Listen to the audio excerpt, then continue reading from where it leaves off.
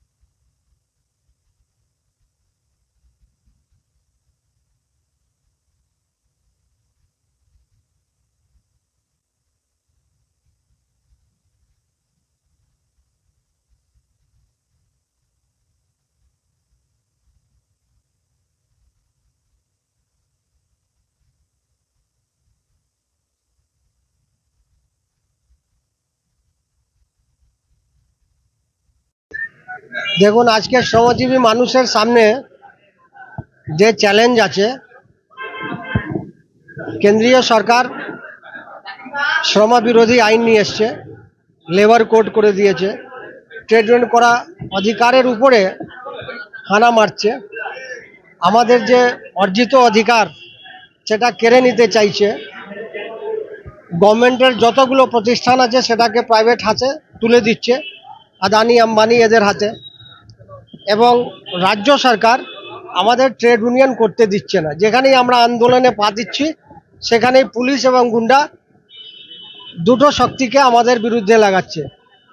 সেই সিচুয়েশনে নাজির ভাই যে জেলা সম্মেলন আজকে করেছে, আমি ওকে সাধুবাদ জানাই এবং আশা করব বর্ধমান কৃষি বাহুল্য জেলা, তা সত্ত্বেও এখানে অনেকগুলো ছোট ছোট কলকারখানা হয়েছে, ওইসব জায়গাতে আইএনটিইউসি পতাকা নিয়ে যেতে হবে এবং শ্রমজীবী মানুষের পাশে দাঁড়াতে হবে।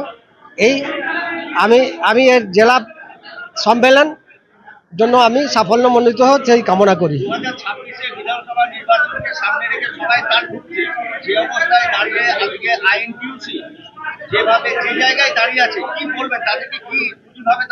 দেখুন, এটা শ্রমিক সংগঠন, তো শ্রমিক সংগঠন মানে আজকে আছে কালকে থাকবে না এরকম হয় না, কেন এখানে পেটের লড়াই আছে এবং গভর্নমেন্ট যেভাবে আমাদেরকে দমিয়ে দিচ্ছে আমরা কিন্তু পিছপা হচ্ছি না, আমরা এগিয়ে যাব। এবং 26-এ এই রাজ্য সরকার যেটা আছে এদের শ্রমজীবী মানুষের বিরুদ্ধে যে কর্মকাণ্ড, আজকে মনরেগা নিয়ে যেভাবে চুরি হয়েছে, মনরেগা যারা এতদিন কাজ করেছে তারা মাইনা পাচ্ছে না।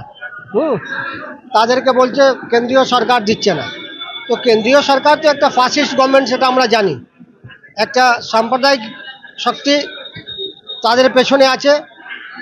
এই আপনার আরএসএস, যে সংবিধানকে মানে না, যে ভারতের যে স্বতন্ত্রতা এটাকেই মানে না। আমরা যে একটা ইন্ডিপেন্ডেন্ট দেশ, 15 আগস্টে যে আমরা স্বাধীন হয়েছি সেটাকেই মানছে না।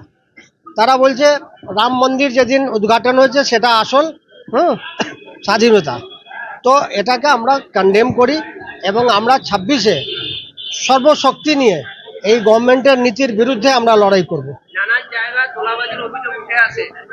যারা প্রশাসন দল রয়েছেন, যারা সরকার চালাচ্ছেন, কোথাও রেলে, কোথাও টোটোতে, কোথাও ট্যাক্সিতে, এই আপনাদের সংগঠন কেন সেটা নিয়ে প্রতিবাদ? দেখুন, এই সরকার হচ্ছে তোলাবাজির সরকার।